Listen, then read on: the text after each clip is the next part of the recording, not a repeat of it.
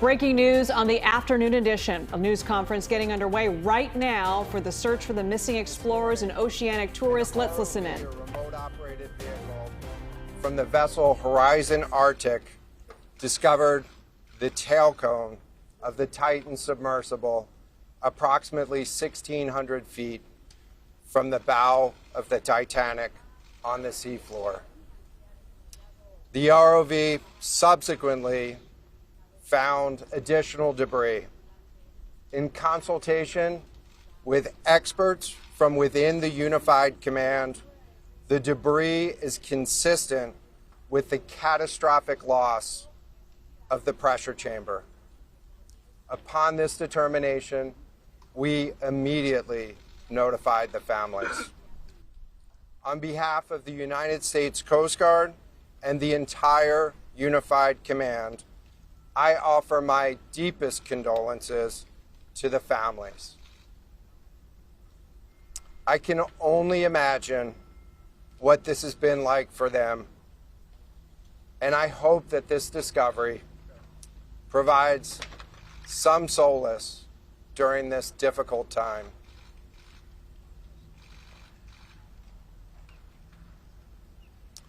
Additionally, we've been in close contact with the British and French consuls general to ensure that they are fully apprised and that their concerns are being addressed. The outpouring of support in this highly complex search operation has been robust and immensely appreciated. We are grateful for the rapid mobilization of experts on the undersea search and rescue, and we thank all of the agencies and personnel for their role in the response. We're also incredibly grateful for the full spectrum of international assistance that's been provided. The ROVs will remain on scene and continue to gather information. Again, our most heartfelt condolences go out to the loved ones of the crew. We'll now take questions. John, what other debris have you found? John, what other debris have you found? Can you talk about the delay in reporting the vessel missing and what impact that had on the recovery?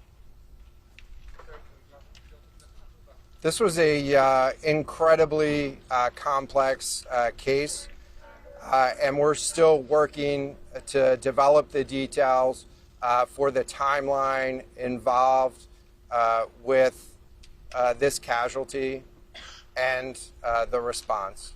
And so we'll provide that information. James Matthews from Sky News.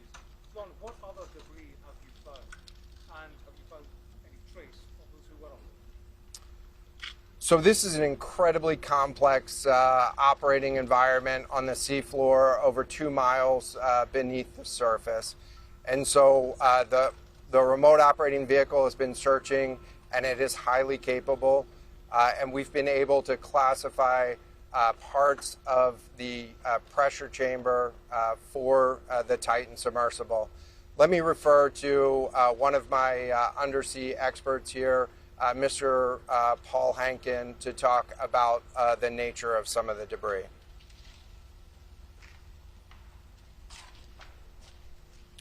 Thank you, Admiral.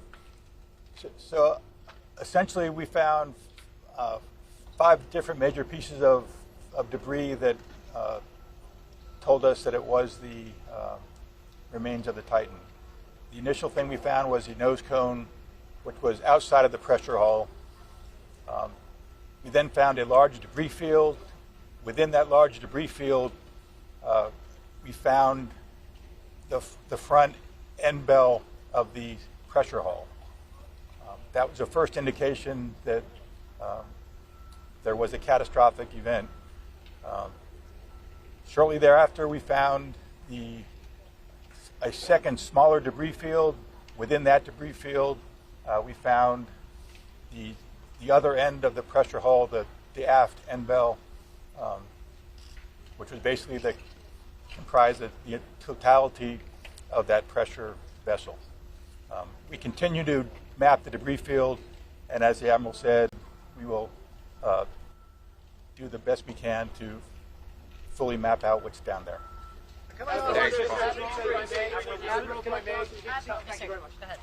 It's a very difficult question to ask, but it will be an important one for the families, of course. What are the prospects of recovering the bodies of the missing crew? So the questions was related. I'm restating the question from the standpoint of sometimes it's hard to hear the question here. What are the prospects for recovering crew members? And so this is a incredibly unforgiving environment down there on the seafloor. And the debris is consistent with a catastrophic implosion of the vessel. And so we'll continue to work and continue to search the area down there, but I don't have an answer for prospects at this time. Admiral, it's Tom Costello at NBC News. Is there any suggestion? Sorry, any suggestion at all that the sub itself collided with the wreckage of Titanic, or that instead it might have imploded above the wreckage and then rained down nearby? So the question was, is there any question as to whether or not the sub collided with the Titanic or whether it imploded above and debris field created from that? So the location of the Titan submersible was in an area that was approximately 1,600 feet from the wreck of the Titanic.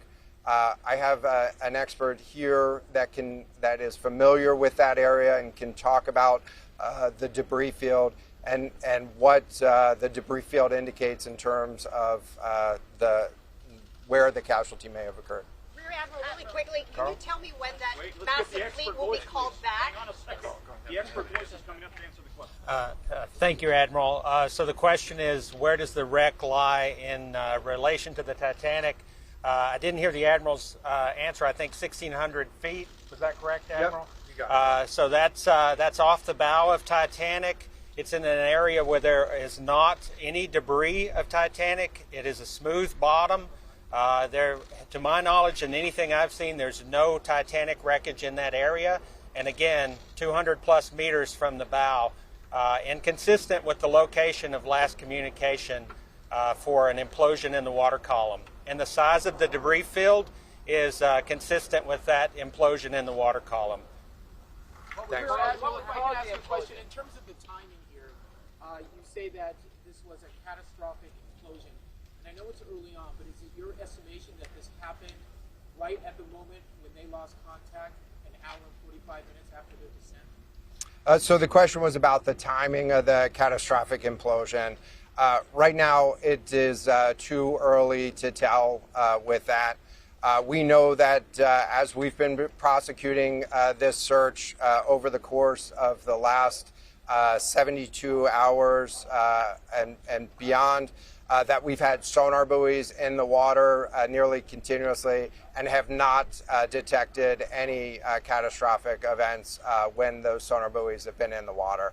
So, Can you describe what happens from here, sir, in the next days and weeks in terms of finding any more debris? What happens from here? So we will. The question was, what happens from here? What's the next phase? And so right now, again, our thoughts are with the families and making sure that they have an understanding as best as we can provide of what happened and begin to find some closure. In terms of the large process, we're going to continue to investigate the site of the debris field. And then I know that there's also a lot of questions about how, why, and when did this happen. And so, those are questions that we will collect as much information as we can on now, while the governments are meeting and discussing,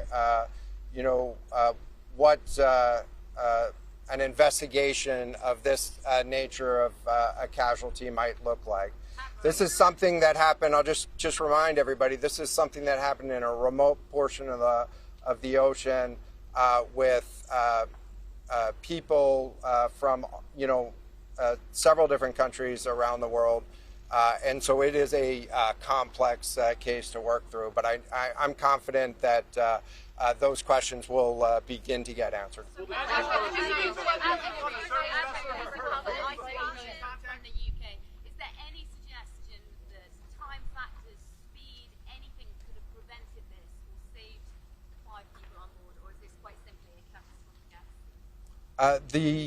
The question was there any suggestion that time factors may have played a role or a consideration in the casualty here? And so the debris field is consistent with a catastrophic implosion of the vessel. Again, while we were prosecuting the search, we had listening devices in the water throughout, and did not hear any signs of catastrophic failure from those. And so we're going to continue to investigate, or we're going to continue to document the information there and understand, based on all the information we have, the timeline.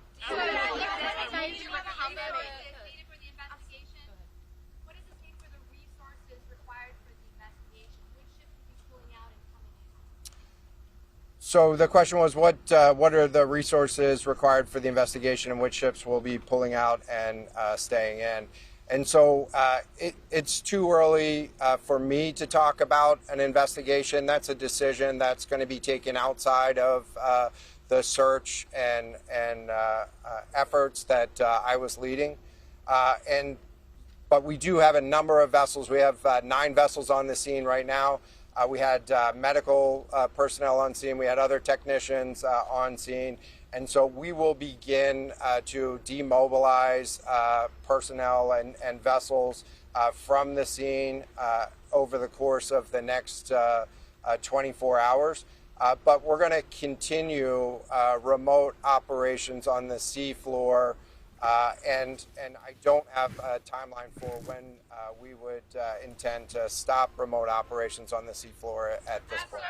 And you're listening in with a live press conference with the U.S. Coast Guard as our worst fears have been realized this afternoon, saying our heartfelt condolences go out to the crew of the Titan, all presumed dead after the robotic sub found a debris field 1,600 feet from the bow of the Titanic. Yeah, the Coast Guard calling this just a catastrophic implosion, although the details on what exactly happened to this submersible are still unclear. We know that they found 5 main pieces of debris from this submersible, about 1,600 feet from the bow of the Titanic.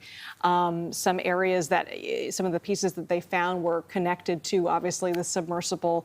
And all the families have been notified. There were 5 people on board this vessel, including one prominent Bay Area businessman who was the head of a Pakistani conglomerate, along with his son.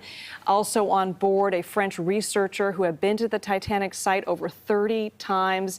Also the head of Ocean Gate, which was the manufacturer and the company that operated this tour, as well as a British billionaire. So just a tragic loss. And you think about what we've been talking about the past few days, and you're hoping, I mean, obviously as time goes on, the chance for a miracle obviously goes down, but you kept hoping, okay, maybe this was something, maybe the noises that they were hearing, maybe that was the attempt to try to reach anybody, maybe that was this crew, and obviously not the outcome. That a lot of people are very hopeful, hoping for that miracle as we were into day 5 since that submersible went down on Sunday. Still a lot of details to be ironed out in this investigation, including a timeline of when this catastrophic implosion happened. We'll keep an eye on this. The U.S. Coast Guard is continuing their investigation, and we'll be right back after this.